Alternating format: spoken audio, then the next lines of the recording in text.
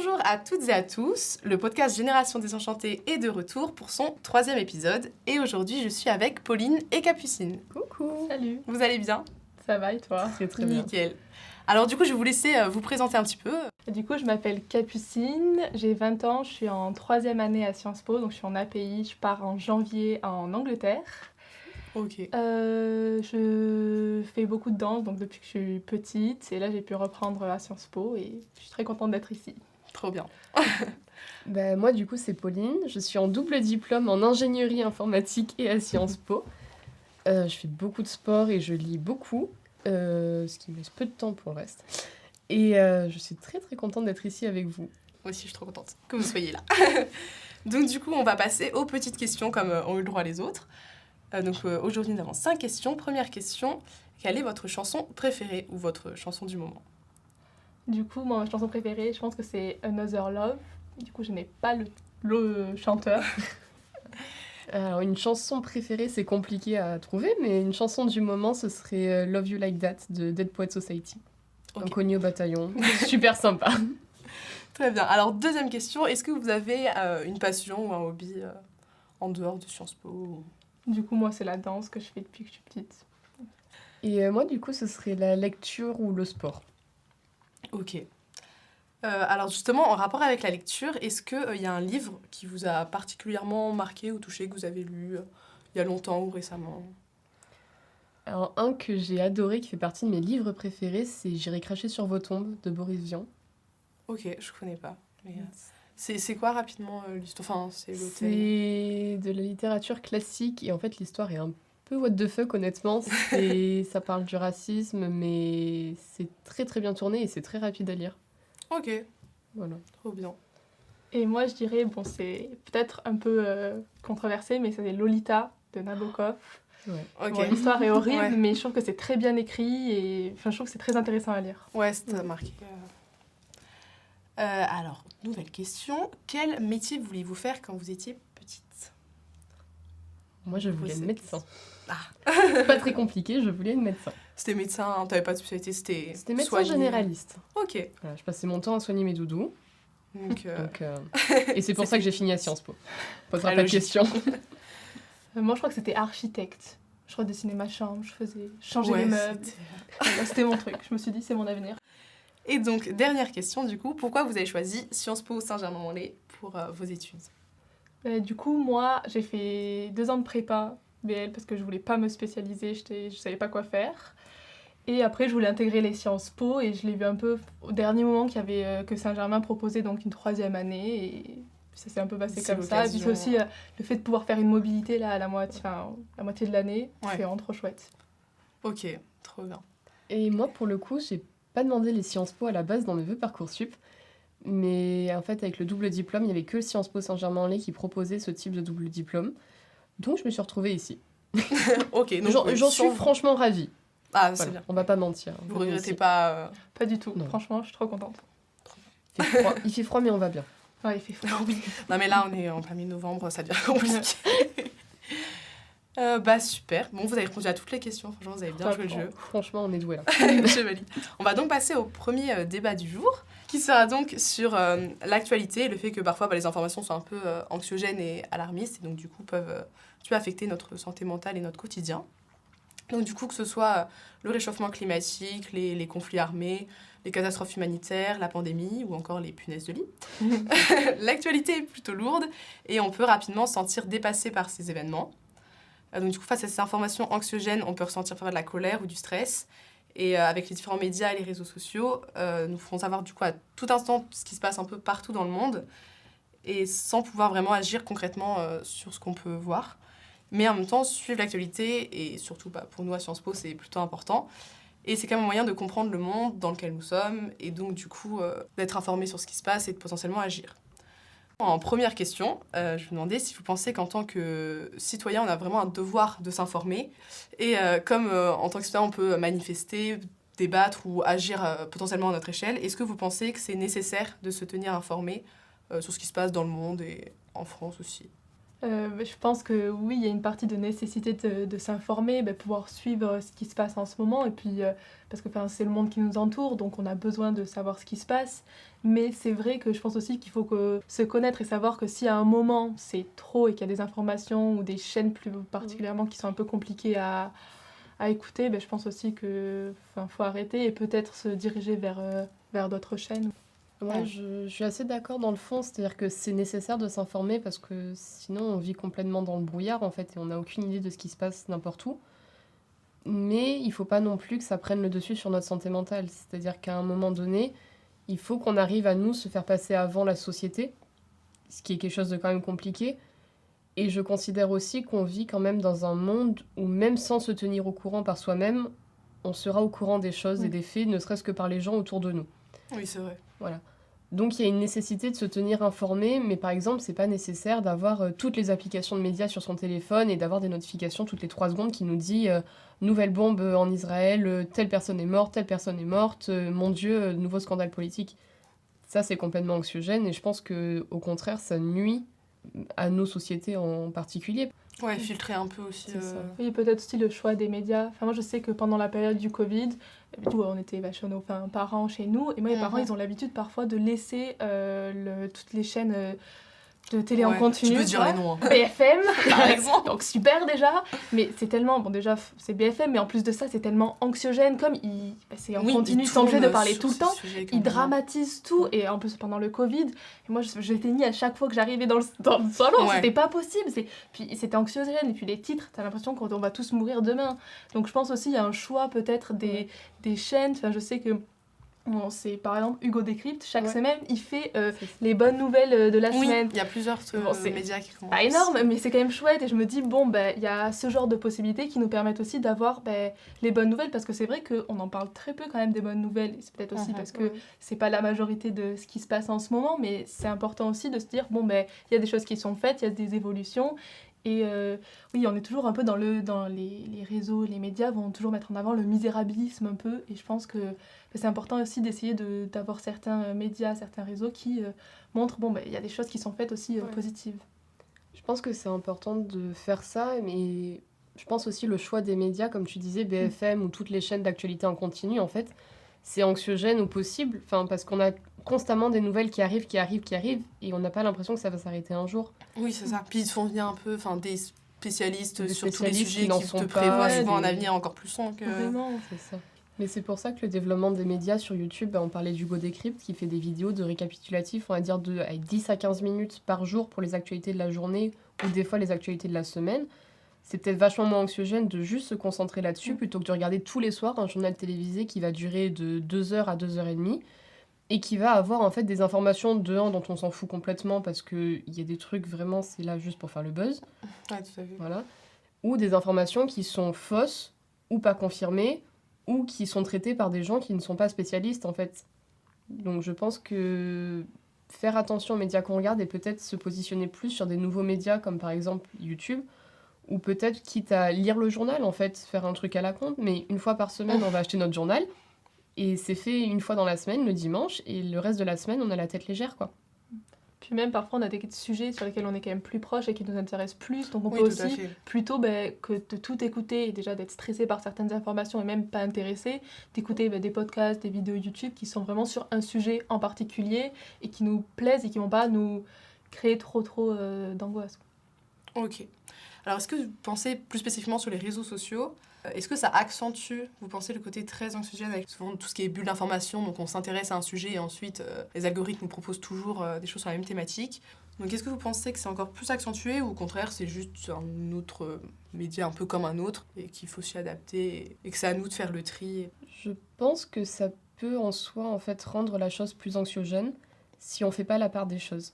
C'est-à-dire que sur nos médias personnels, c'est facile de se laisser engouffrer parce que en fait on va s'abonner à une chaîne et on va en avoir une autre et on va se dire c'est pas les mêmes informations mais elles y ressemblent et je veux tous les points de vue et en même temps je veux des points de vue qui me correspondent et on va se retrouver en fait avec 10 abonnements à des chaînes de médias en continu ou alternatifs. On va avoir un feed qui va être en continu des actualités en fait souvent mauvaises et ça va nous remplir la tête à longueur de journée. Si on sait faire la part des choses et que peut-être on sélectionne sur nos 10 médias préférés qu'on voudrait avoir tout le temps que 5, déjà, ça réduira la grosse quantité d'informations qu'on va recevoir dans la journée. Si on fait la part des choses correctement, je pense qu'au contraire, ça peut être une source de médias qui est très bien pour notre génération, qui va être plus adressée à nous et qui sera peut-être sur la finalité moins anxiogène. Mais par contre, par exemple, pour une population un peu moins âgée que nous, on va dire les 12-16 ans, qui ont déjà des smartphones à cet âge-là, en fait, c'est extrêmement anxiogène parce que la part des choses ne sera pas faite et les personnes ne savent pas en fait se préoccuper de leur santé mentale assez pour justement faire la démarche de faire la part des choses. Ouais. Et donc du coup, quand tu dis de faire un tri, est-ce que selon toi, tu gardes un peu que les médias qui vont dans ton sens, qui sont plus avec ce que tu penses, ou au contraire, tu penses qu'il faut continuer de se confronter un peu à d'autres avis, quitte à ce que du coup, ça soit encore un peu plus stressant Non, je pense que c'est important de justement garder des points de vue différents parce que dans tous les cas, les médias relateront les mêmes informations. Traités différemment, mais ce seront les mêmes informations sur la finalité. Et en fait, ça va être sur la forme que ça va être différent.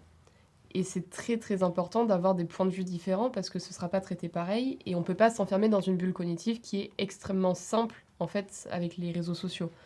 Donc sur les 5 médias qu'on va garder, disons sur nos 10 préférés, il faut absolument qu'on en ait au moins la moitié qui soit un point de vue qui diffère avec le nôtre. Parce que sinon, se tenir informé, ça n'aura pas forcément la finalité qu'on voulait. Ouais, de toute façon, tu n'auras pas tout le spectre du débat, enfin, tu vois que dans un sens, donc en fait, même qu'il n'y a plus de débat pour toi, ça semblerait évident c'est pas représentatif de la réalité finalement. Oui, mais concernant un peu les réseaux sociaux, les médias qu'on a aujourd'hui, je pense qu'aussi ça dépend. Enfin, par exemple, TikTok, je pense que c'est vraiment... tu t'engouffres dedans et tu n'arrives plus à en sortir parce que tu scrolles et puis oui, en plus. C'est l'algorithme. Donc tu vois une vidéo, puis en plus de ça, TikTok, c'est pas forcément que des médias vérifiés. Et c'est pour ça que c'est quand même bien qu'il y ait des chaînes un peu... référentes comme, je reparle d'Hugo Décrypte parce que c'est le premier qui me vient en tête, oui. mais les jeunes vont beaucoup plus aller voir une vidéo d'Hugo Décrypte sur TikTok qu'aller lire un article dans Le Monde, et ce qui paraît logique, et pour autant ça le permet d'être aussi informé, et parce que c'est vrai que nous on va être quand même on est à Sciences Po et puis c'est des choses qui nous plaisent, donc on va lire plein de médias, on va aller chercher un peu les informations, s'il y a quelque chose qui ne nous semble pas clair, on va aller voir ailleurs, mais c'est vrai que la plupart des personnes, ils ont un média, ils lisent un média et ça suffit quand même pour se tenir relativement fait de l'actualité. Donc je pense aussi que ça dépend des personnes à qui on parle. Ce que je trouve intéressant avec les réseaux sociaux aussi, c'est qu'en fait, on parlait des points de vue différents qu'on pouvait avoir selon les médias, mais en fait, on parle même pas des médias différents qu'on pourrait avoir selon les pays. Oui. Parce que moi, je sais que sur mon Instagram, en fait, j'ai des médias français, j'ai des médias américains, j'ai des médias anglophones, et j'ai des médias qui viennent de Moyen-Orient ou d'Afrique. Et en fait, je trouve que les réseaux sociaux, contrairement par exemple au journal télévisé, nous permettent d'avoir une ouverture au monde à travers les médias qu'on regarde et qu'on écoute, qui est quand même peut-être beaucoup plus intéressante que ne serait-ce qu'avoir des points de vue différents dans un même pays. Et je pense que c'est quelque chose vraiment à faire pour, surtout nous qui sommes à Sciences Po, c'est passionnant pour nous, mais même pour les gens en général. Je trouve ça incroyable d'avoir accès à autant d'informations qui seront pour le coup pas du tout les mêmes dans ce cas-là. Parce qu'on n'aura pas les mêmes informations relatées par un média du Moyen-Orient qu'un média français. Parce que c'est pas les mêmes sources de préoccupation.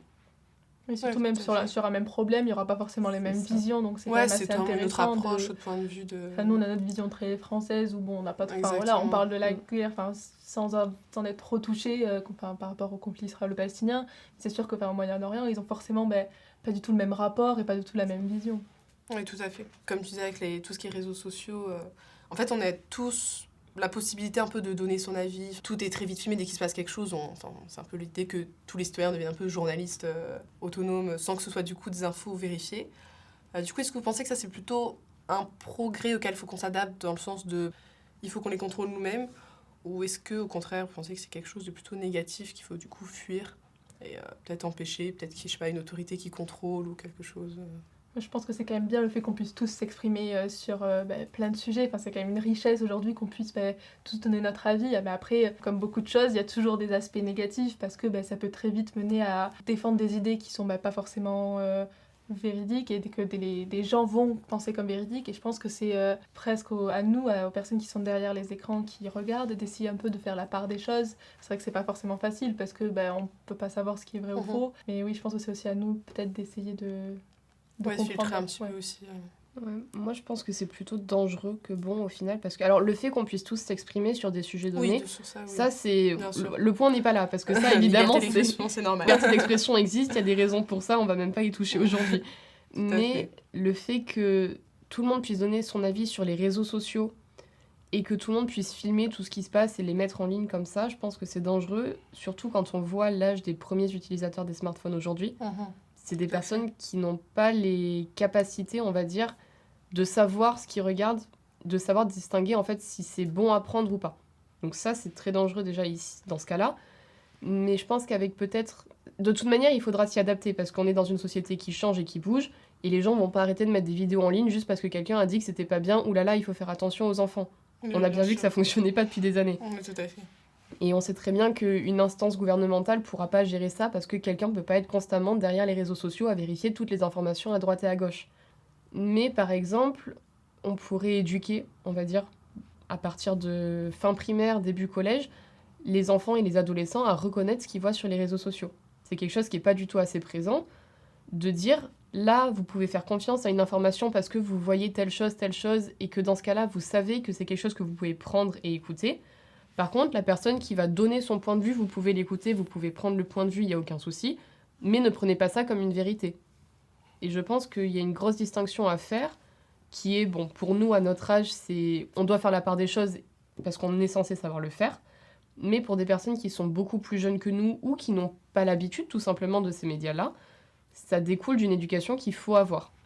Après, il pourrait peut-être y avoir des instances qui contrôlent, un peu comme les comptes certifiés, mais cette fois-ci que ça serait plus en fonction juste de quelqu'un qui soit connu, mais peut-être plus en fonction de s'ils ont, pas un côté scientifique, mais si c'est des professeurs, des journalistes, et peut-être que ça serait Oui, tout à fait. une autre source de certification qui permettrait de voir si la personne elle a les compétences pour parler d'un sujet. Complètement. Et pour revenir sur le côté vraiment très anxiogène que peut causer l'actualité, donc il y a une étude qui a été approuvée par la revue scientifique The Lancet Planetary Health, désolée pour mon accent anglais horrible, de 2021, et qui nous dit donc que 75% des 16-25 ans, donc qui ont été pris dans 10 pays différents du monde, jugent le futur effrayant. Donc, ce qui représente quand même 3/4, donc c'est quand même énorme. Et il y a 56% qui estiment que l'humanité est condamnée. Du coup, est-ce que vous pensez que toute cette actualité, ça affecte plus les jeunes, pour le côté très anxiogène et alarmiste ? Et pourquoi, si vous le pensez, ou au contraire que non, ça touche toute la population assez égalitairement ? Je pense que ça touche plus les jeunes, mais c'est plus, pas forcément une question de l'actualité en soi, mais c'est plus qu'on est peut-être plus sensible à certaines questions, et notamment de l'écologie, et je pense que c'est en grande partie pour ça qu'on est beaucoup plus alarmiste que d'autres catégories de population. C'est très peu dans les médias conventionnels, ou même que on va dire, nos parents regardent, écoutent, dans lequel on va vraiment parler de la crise climatique. J'ai la sensation que c'est pas dans ce style de médias, dans ces catégories où on va le plus parler de ces problèmes. Ouais, tout à fait. Je suis assez d'accord avec toi. On est plus sensibilisé, donc plus engagé sur toutes ces causes, si tu veux réagir aussi. Je suis d'accord, mais il y a quand même quelque chose qui est vachement différent entre nos générations. Donc on parlait des 16-25 ans et de la génération de nos parents qui sont sur une tranche d'âge différente, pour pas dire vieux.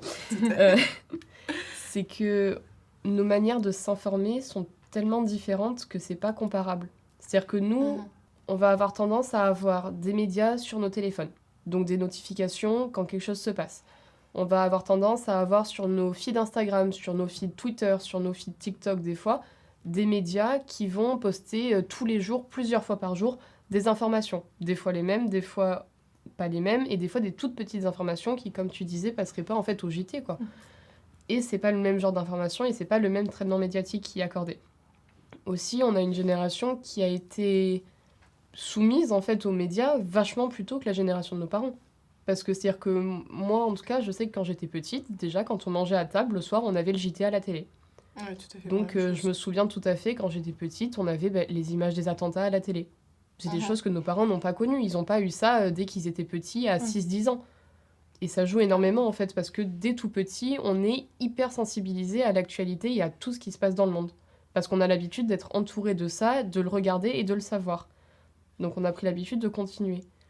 Et le flot complètement illimité d'informations qu'on reçoit en permanence, ça nous bourre le crâne, en fait, de plein de trucs qui, au final, c'est juste de la mauvaise information. Et comme tu disais, en fait, oui, on va s'informer sur les choses qui nous intéressent, sauf que ce qui nous intéresse, c'est ce qu'on entend dans les médias. et c'est forcément du négatif. Enfin, pas forcément, je suis pas hyper pessimiste. Oui, mais c'est ce qui est quand même plus mis en avant. Voilà. C'est un peu un cercle vicieux en fait. Mais c'est vrai que quand on voit les rapports du GIEC, quand on voit les rapports de l'IFOP, oui, c'est normal que notre génération soit désabusée et pense que le monde, au final, va droit dans le mur. Parce que c'est l'impression qu'on a quand on ouvre nos téléphones tous les jours. Donc du coup, tu parles de toute cette... toutes les notifications, tout ça qui abonde beaucoup via les portables auxquels on est beaucoup soumis. Du coup, il y a un peu une mode d'une diète d'information qui est de tout couper absolument tous les médias, les réseaux sociaux. Donc est-ce que vous pensez que c'est quelque chose qui pourrait être utile et nécessaire parfois pour sa santé mentale ? Il faut savoir qu'il y a quand même 53% des Français qui déclarent souffrir de fatigue informationnelle, selon une étude de la Fondation Jean Jaurès. Donc c'est quand même beaucoup, ça fait quand même plus de majorité de Français. En même temps, je sais pas si vous, moi ça m'étonne pas énormément que ça représente autant. Donc voilà, est-ce que vous pensez que cette diète d'information, ça peut être un moyen, ou est-ce que c'est pas dangereux ? Parce que si tout le monde finit par faire ça, plus personne n'est informé. Est-ce que ça peut être dangereux ? Qu'est-ce que vous en pensez ? Je pense pas que ça soit dangereux en tant que tel, parce que je pense que c'est vraiment un choix personnel de se dire bon là c'est trop, faut que j'arrête de m'informer. Et en plus de ça, je pense que même si personnellement je décidais d'arrêter de m'informer, c'est-à-dire avec les réseaux ou avec les notifications, on tombe toujours dessus. C'est-à-dire on va en cours, on va entendre parler d'actualité, on va se balader quelque part, il y a toujours, que ce soit parfois des télés dans des restaurants, où on sera quand même toujours proche de cette actualité, on entendra toujours parler, donc je pense qu'être coupé, à part être vraiment coupé du monde et vivre en autarcie, on pourra jamais vraiment être coupé de toutes les informations. Donc, mais après, je pense que c'est plus une solution peut-être à court terme, c'est-à-dire à un moment je me sens mal et je sens que c'est trop pour moi, donc je fais une pause. Et peut-être que si un jour je sens que ça va mieux et que j'arrive à dépasser ce stress et cette angoisse, peut-être que je pourrais reprendre et après me focaliser que sur certains médias. Mais je pense pas en tant que tel que ça soit vraiment dangereux et que ça se développe à toute la population. Ouais, non, je pense pas que ce soit dangereux non plus parce que d'une part, tout le monde n'arrêtera pas les médias. Oui. C'est-à-dire que... Je pense aussi voilà. que c'est ancré dans notre quotidien, en fait, comme tu disais. Parce que j'ai aussi trouvé, du coup, une autre étude Ipsos, comme tu disais, où en 2022, les Français, il y a 98% des répondants à un sondage qui ont dit qu'ils s'informaient tous les jours. Donc c'est vraiment quasiment tout le monde. Donc personne, en fait, n'arrêtera complètement de s'informer parce que, comme tu disais, rien qu'avec le monde autour de nous, avec nos pères, avec nos cours, avec nos parents, si on vit encore chez eux, on aura un attrait, en fait, à l'information qui est plus fort que nous. Donc on aura toujours une information. Mais je pense que c'est à traiter comme un burn-out, en fait. La fatigue informationnelle dont tu parlais, c'est un burn-out. Après, comme je suis d'accord avec toi, c'est pas une solution sur le long terme, c'est sur le court terme. Mais c'est le temps de pouvoir rééquilibrer les balances. C'est le temps de se poser, de souffler un coup, de prendre des vacances et de se dire merde, maintenant je pense à moi. Alors du coup, question un peu pour finir sur ce débat un peu plus personnel. Est-ce que vous consommez du coup les médias ? Donc j'imagine oui, avec ce qu'on a pu dire, puis bon, surtout on n'a pas trop le choix. Mais du coup, lesquels, sous quelle forme ? Donc plus télévision, plus sur les réseaux sociaux, puis quels médias, si vous avez des médias de prédilection ? Alors moi, je suis pas du tout sur la télévision, du coup, à part quand je suis chez mes parents. Sinon, j'ai beaucoup donc, de notifications, que ce soit du Monde ou aussi, comme tu disais, de chaînes américaines ou anglaises. J'ai la BBC aussi. Ça, c'est ma première source. Après, c'est vrai que Hugo Décrypte, c'est beaucoup ce que j'écoute aussi. Et après, ça va être des vidéos, des podcasts. Mais là, ce sera plus sur un sujet en particulier qui va m'intéresser plutôt que poursuivre tout ce qui se passe en ce moment. Ok. Moi, au niveau des médias, pareil, je consomme très peu, voire pas du tout la télé parce que c'est juste pas mon moyen de m'informer et que je ne supporte pas ça. Mais sur téléphone, j'ai les applications de médias, comme on disait, les médias américains, anglais, français, du Moyen-Orient, tout ça. Après, moi, je consomme aussi beaucoup de podcasts sur l'actualité. Donc sur France Inter, en fait, il y a des podcasts de géopolitique et d'actualité qui font 5 à 10 minutes chacun. Donc c'est le temps en fait d'aller à l'école ou de revenir. On écoute ça, on a les actualités de la journée. Moi, je sais que ça me stresse de ne pas savoir. Donc comme ça, je sais. Et on passe à autre chose. Ok. Bon, très bien. Je pense qu'on a fini sur ce sujet. On a essayé de parler de plusieurs enjeux. Donc nous allons à présent passer à notre deuxième sujet de débat, qui est tout simplement sur les débats. Est-ce qu'on peut vraiment débattre de tout et avec tout le monde ? Donc ça va être un petit peu sûrement difficile de répondre en 10-15 minutes à cette question. Mais voilà, on entend souvent que de nos jours, on ne peut plus rien dire et qu'on ne peut plus débattre de rien. Pourtant, avec les réseaux sociaux ou les multiples médias, que ce soit radio, télé ou podcast, les espaces de débat sont de plus en plus nombreux, finalement.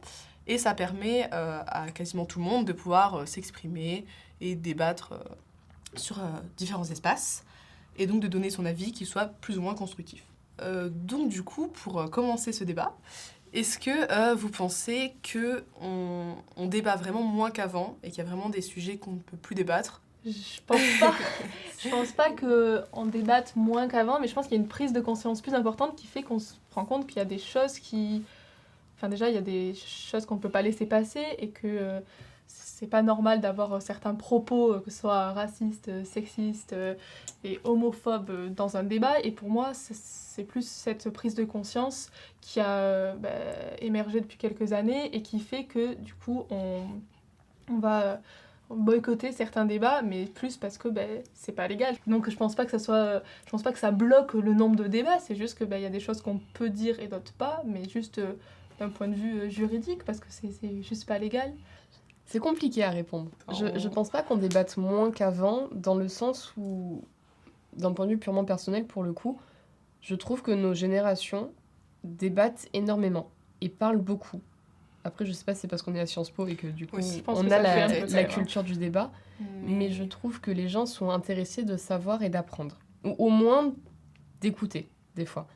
Et en fait, cette phrase que tu dis, on peut plus rien dire, c'est tout con, mais c'est nos parents qui disent ça, c'est pas nous. Donc ça prouve quand même qu'il y a un gap générationnel dans la manière dont on débat.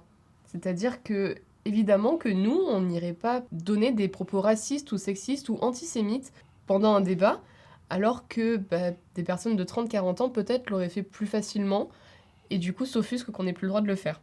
Après, le débat dans sa forme, peut-être qu'on débat moins parce qu'on écoute moins. Parce qu'on a une culture du « je parle pour parler », et ensuite la personne parle pour parler. Mais il n'y a pas d'échange réel entre les gens. Donc je pense qu'en ce sens, peut-être qu'on débat moins qu'avant réellement, mais c'est pas parce qu'on ne peut plus rien dire. Ce serait complètement con de penser ça. C'est surtout qu'on débat différemment et qu'aujourd'hui, il y a de nouvelles formes de débat qui sont mises en avant. Et là, je pense notamment aux groupes de parole et de débat en non-mixité. Je pense que c'est aussi important, ce style de débat en leur place. Et c'est souvent ceux qui critiquent ces débats sont les mêmes qui disent qu'on ne peut plus rien dire aujourd'hui.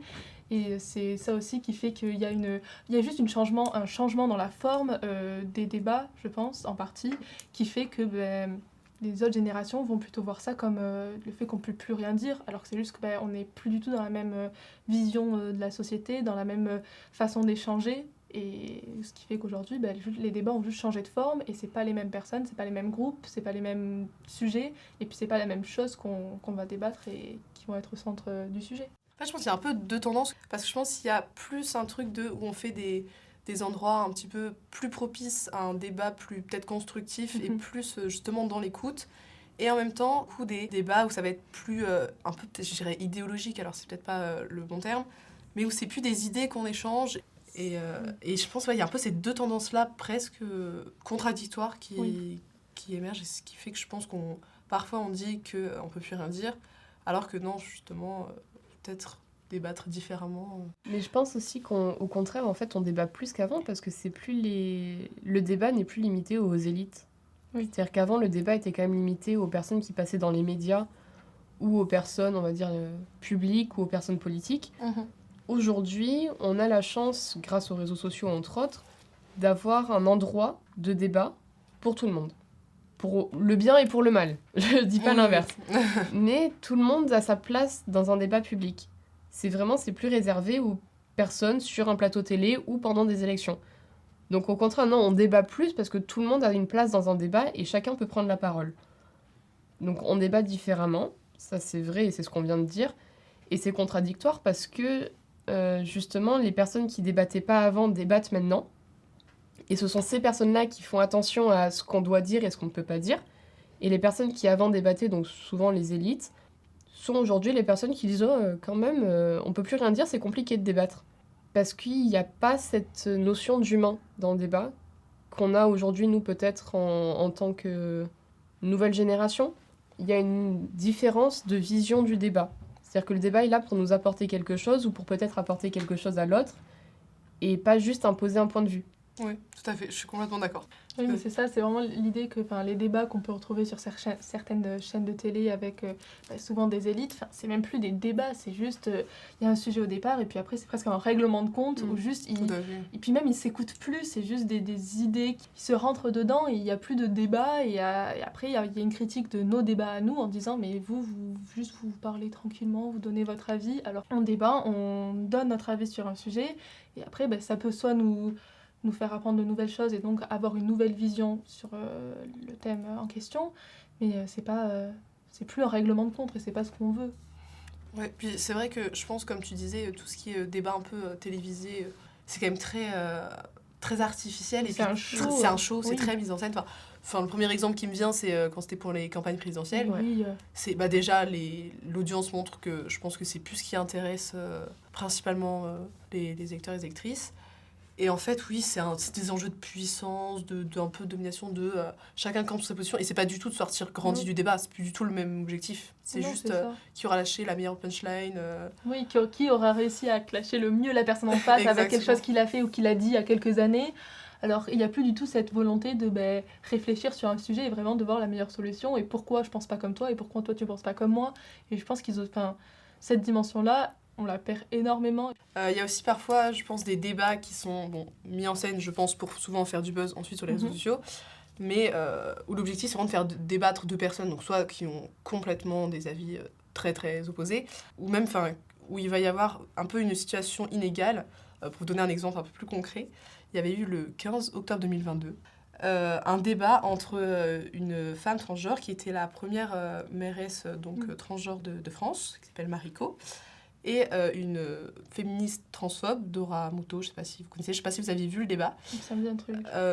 Mais où vraiment, on était sur un débat où Dora Muto, du coup, niait en fait même un peu l'existence même de la personne avec qui elle débattait. Et donc, du coup, on était forcément sur un débat qui, je pense, ne pouvait pas aboutir parce que, forcément, on nie l'identité de la personne en face de soi. Et c'est, je pense, même plutôt intolérable de laisser ce genre de débat. En fait, je pense que ça n'a aucune utilité. Mais est-ce que sur ce genre de choses, on devrait mettre certaines limites ? Je pense que c'est important de mettre des limites, mais pas d'empêcher les gens de parler. C'est-à-dire que ce débat n'a peut-être pas sa place au JT, qui n'a aucun intérêt, on va dire, politique ou socio-économique. C'est un débat qui a plutôt sa place dans une sphère privée ou dans une sphère différente, en tout cas, ça c'est sûr. Je pense que toutes les opinions sont bonnes à entendre, même les plus dégueulasses. Parce que si on n'écoute pas les gens pour ce qu'ils ont à dire, on ne sait pas pourquoi ils le pensent et on ne pourra jamais changer les choses. C'est-à-dire que même si on débat avec quelqu'un avec qui on n'est profondément pas d'accord et qui pour nous a des propos même racistes ou sexistes, je pense que c'est important de laisser la parole à cette personne-là, de la laisser s'exprimer, pour peu que cette personne veuille bien débattre. Si c'est juste pour venir être haineux et repartir, ça n'a aucun intérêt. Là, je suis bien d'accord. Mais je pense que tous les propos ont leur place, pas dans une sphère extrêmement publique, parce que ça pourrait heurter la sensibilité de beaucoup, mais dans une sphère privée, je pense que chacun pourrait dire ce qu'il voudrait, à condition qu'il y ait une compréhension et une écoute mutuelle, qui fasse qu'il y ait un vrai échange d'idées et un vrai débat derrière. Parce que c'est la seule chose qui pourrait en fait faire changer les gens d'avis, et avoir des gens qui ont peut-être des propos haineux ou dérangeants au point de vue de la société ou de la loi, ça pourrait les amener à se rendre compte que justement ce qu'ils disent n'est pas normal. Alors que si on les garde enfermés dans justement une bulle de « vous n'avez pas le droit de dire ça », ce sont des personnes qui vont se rassembler, avoir des propos haineux ensemble et qui vont faire grandir leur haine sans jamais écouter ce que le monde autour a à leur dire. Oui, en fait, en plus ça les laisse un peu se victimiser, hein. Tant qu'on nous écoute pas, on nous entend pas, c'est qu'on a raison et tout ça. Et finalement, oui, je pense que je suis plutôt d'accord sur le fait qu'il faut laisser un espace de parole pour tout le monde. Moi, je pense que je suis pas trop d'accord. En fait, je comprends et je pense que ça serait une bonne idée si tout se passait bien dans le meilleur des mondes, mais je pense que le problème aujourd'hui, c'est que ces personnes, elles pensent des choses, de la haine, que ce soit du racisme, sexisme, parce qu'on leur laisse la possibilité de penser ça, et c'est-à-dire qu'il y a des personnalités, des gens qui vont représenter ces discours et qui vont les mettre en avant dans la place publique. Et je pense que le fait qu'aujourd'hui, on laisse les partis d'extrême droite avoir un discours qui soit raciste, homophobe, les personnes qui les écoutent vont penser que c'est qu'on peut avoir ce genre d'opinion, que c'est légitime et que c'est notre avis et chacun pense ce qu'il veut. Sauf que moi, je pense que c'est ça le problème, c'est qu'il y a des idées, il y a des opinions et il y a des choses qu'on laisse entendre comme légitimes et pour moi qui ne le sont pas, puisque ce n'est pas légal d'avoir ces avis-là. Et c'est le problème. En fait, c'est que cette idée, elle serait bien de laisser débattre tout le monde si dans la place publique, il y avait personne qui véhiculait ces idées. Mais sachant qu'on a des débats dans les places publiques, dans les médias, entre des personnes qui sont profondément racistes, homophobes, plein de choses, et avec d'autres personnes. Et pour moi, ça laisse juste entendre qu'on a le droit d'avoir ces opinions. Et pour moi, c'est ça qui est problématique. Je comprends ce que tu veux dire et je suis complètement d'accord. Et en fait, justement, c'est là le point. C'est que ces personnes-là qui ont ce genre de propos dans les médias, déjà, ça tombe sous le coup de la loi. C'est des personnes qui devraient être punies pour leurs propos. Donc ça n'a aucune place dans un média public. C'est bien ce que je disais. C'est-à-dire qu'on ne peut pas avoir ces propos dans ce genre de médias, sur la place publique, à un endroit où tout le monde peut les entendre et les écouter. Mais par exemple, un enfant qui va être élevé, disons, dans une famille avec des penchants vers l'extrême droite, disons, va avoir tendance à suivre ce genre d'idées, parce que c'est ce qu'il va écouter, c'est ce qu'il va entendre et c'est ce qu'il va penser comme vrai. Si cet enfant ne peut jamais exprimer ses propos, parce qu'on lui dit « arrête de penser ça, c'est pas correct, ne dis pas ça, t'as pas le droit », cet enfant va tout garder pour lui et pourra jamais en fait l'exprimer. Et à part lui dire qu'il n'a pas le droit de le dire, il comprendra même pas pourquoi c'est mauvais. Oui. Donc je pense qu'au contraire, c'est des débats qui, oui, dans la place publique, n'ont aucune place et n'ont pas lieu d'être, mais qui, dans une sphère privée, comme par exemple la sphère de l'école ou la sphère familiale ou la sphère, ne serait-ce qu'avec nos pères, avec nos amis, avec nos frères et sœurs, c'est des débats et des discours qu'il faut absolument entendre et faire entendre, parce que c'est uniquement comme ça qu'on va construire une génération plus respectueuse l'une de l'autre et qui pourra vraiment comprendre et s'entendre. Ouais, c'est un peu finalement deux conceptions. Et je pense que c'est un peu un compromis à avoir. Alors du coup, c'est plus vraiment une question, c'est un peu interactif. Je vais vous demander, vous, personnellement, vous avez le droit de ne pas répondre à chaque fois. Imaginez que vous êtes à, un repas de famille ou avec des amis. Je vous donne des sujets et vous dites si vous êtes pour en débattre à ce moment-là. Alors, par exemple, le débat sur l'écriture inclusive. Parce que je pense qu'on n'a pas du tout la même vision, mais surtout en famille, avec nos parents, nos grands-parents. Donc je pense que là, on a vraiment une autre vision et pas du tout le même discours. Je pense que là, c'est nécessaire dans le sens où ça leur permettra de comprendre et d'avoir peut-être une autre vision que ce qu'ils peuvent entendre à la télé. Ouais, moi je suis pour. C'est un sujet de discorde, mais c'est pas un sujet qui va créer des disputes ou qui peut froisser qui que ce soit. Alors, autre sujet, le port du voile. Moi, je suis pour débattre de tout, quitte à me faire taper par ma famille. Mais je pense qu'il y a un lieu et un moment pour tout. Et un repas de famille, c'est pas le moment pour débattre de ce genre de choses. Ok. Moi, c'est juste que quand ce genre de débat vient, je me dis, je leur dis, est-ce que vous êtes une femme ? Est-ce que vous voulez porter un voile ? Ils me disent non. Et donc, pour moi, c'est juste que ça n'a pas... Je vais pas débattre de ça avec eux. Je vais souvent quand même avoir le débat parce que en leur disant que je veux pas débattre, on en débat. Mais juste pour moi, ça ne les concerne pas et ce n'est pas une problématique pour eux. Les violences policières. Un sujet que j'adore. Non, moi je suis complètement pour parce que c'est des visions extrêmement différentes. Ça vient beaucoup justement de nos âges et de nos niveaux de considération, on va dire, par rapport aux médias. Et ça, je trouve que c'est très intéressant d'échanger dessus parce qu'on a des visions très très différentes en fonction de où on habite, de quand on y habite et de qui on est. Et je trouve que autant en famille qu'entre amis, ça peut être très intéressant à avoir comme débat. Oui, là aussi, je suis plutôt d'accord. Je pense que, comme tu dis, c'est qu'on n'a vraiment pas forcément le même rapport à ces questions-là. Puis je pense que ça peut toujours être aussi bénéfique, que ce soit pour l'un ou pour l'autre, d'avoir ces débats. La peine de mort. Il faut prendre des pincettes parce que c'est un sujet très compliqué qui n'est pas à débattre dans toutes les sphères et à tous les moments donnés. Et je pense que... Non, c'est plutôt à éviter, je dirais. Ok. Je me poserai la question 2 fois. Le foie gras, c'est pour les sujets de Noël. Oh, moi, je m'y connais pas assez pour pouvoir débattre dessus. Donc, à moins que je sois avec des personnes qui s'y connaissent, on va dire dans... Bon, ça peut être le végétarisme ou le véganisme en Oui, général, voilà. Souvent. Je sais que le débat revient quasiment à chaque Noël de mon côté.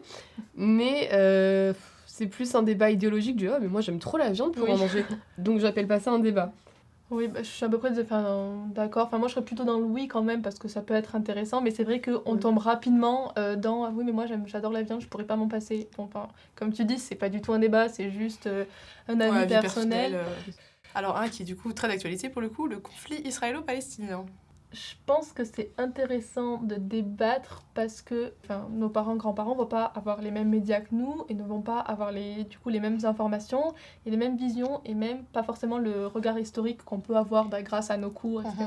Pour avoir eu le débat à mon dernier repas de famille, pour le coup, C'est tu tout vois, frais. t'es pile poil dans le thème. Je pense que oui, parce que c'est un sujet qui est à la fois méconnu et trop connu. Et c'est quelque chose qui a des origines en fait qui sont à la fois indéniables et à la fois complètement controversées. C'est vraiment intéressant de débattre avec des personnes qui n'auront pas le même point de vue que nous pour vraiment construire une idée et savoir de quoi on parle quand on en parle. Après, si c'est un débat purement idéologique du ah oui je suis d'accord, ah non je suis pas d'accord, qui c'est qui a raison, je pense pas que ça ait un vrai intérêt. Ok. Alors du coup, la toute dernière question, est-ce qu'il y avait assez de place pour Jack sur la planche? Oui, je pense qu'on peut débattre, On peut c'est débattre. nécessaire. Moi, je pense que là, les mathématiciens, il y en a bien qui peuvent faire des petits calculs, d'accord? Titanic, c'est pas mon dada. Hein. Je J'en l'ai ai pas pas fini, je n'ai pas vu la planche. Pour moi, il n'y avait pas la place et c'est tout. Donc il y a débat. Il y a débat. Donc, alors, juste toute dernière question sur ce sujet. Bah, vous, personnellement, quand vous débattez, du coup, que ce soit avec votre famille ou vos amis, vous avez l'impression que c'est plus compliqué ou que vous avez un statut différent du fait que vous êtes à Sciences Po. Et donc, tout de suite, on dit oui, mais toi, t'es à Sciences Po, donc forcément, tu penses comme si, Oui. ou tu sais mieux que tout le monde, ou des choses comme ça. Moi, je sais que c'était beaucoup parce que j'avais fait à Sciences Po ou parce que j'avais fait une prépa avec certains profs d'un certain bord politique. On me disait, tu penses comme ça parce que t'as eu des cours sur ça et tout. Enfin, mes idées, je les ai de moi-même. Et c'était plus ça que... Il y avait une incompréhension, mais si je pense ce que je pense, c'est pas que... je ne suis pas à la merci de mes professeurs en écoutant tout ce qu'ils me disent et en buvant leurs paroles. Je suis capable moi-même de faire mes propres réflexions et de savoir quel bord politique et quelles idées me plaisent le plus. Et c'était plus ça, moi, le problème. Alors pour le coup, on me l'a jamais dit, je sais que ma famille le pense, c'est-à-dire que bon, t'es de Sciences Po, t'es une grosse gaucho, c'est pas la peine de t'écouter. On me l'a pas dit, mais on le pense très fort quand je parle. Mais je pense qu'il y a aussi un souci d'âge, c'est-à-dire que quand tu n'es pas adulte, entre gros guillemets, Aussi. tu n'as pas une place qui t'est dédiée dans les débats familiaux. Et du coup, tu es un peu déconsidéré. Mais c'est comme ça. Ok, très bien. Bah, du coup, merci beaucoup à vous pour vos réponses, Merci d'avoir à été toi. honnête. On va juste passer à la toute dernière partie du podcast, donc le petit moment recommandation, promotion d'association, si vous avez des choses à dire. Du coup, venez chez les tribuns pour apprendre à parler et pas faire comme moi, bégayer toutes les paroles que j'ai dit pendant ce podcast. On a un procès fictif le 22 novembre qui peut être très sympa et après on a plein d'événements tout le temps, de toute manière. Le consentement de Vanessa Springora, le livre. Donc, Ok, j'ai pas vu le oui, film, j'en ai donc, entendu parler. mais le livre est vraiment super. Ok, bah, trop bien. On arrive à la fin du podcast. Merci beaucoup à vous les filles d'avoir débattu sur ces sujets plutôt complexes, je l'admets, mais je pense que vous en êtes très bien sortis. Et donc, j'espère que ce podcast va vous plaire. N'hésitez pas à réagir comme d'habitude via le Instagram. Et je vous dis à très bientôt. Au revoir. Au revoir.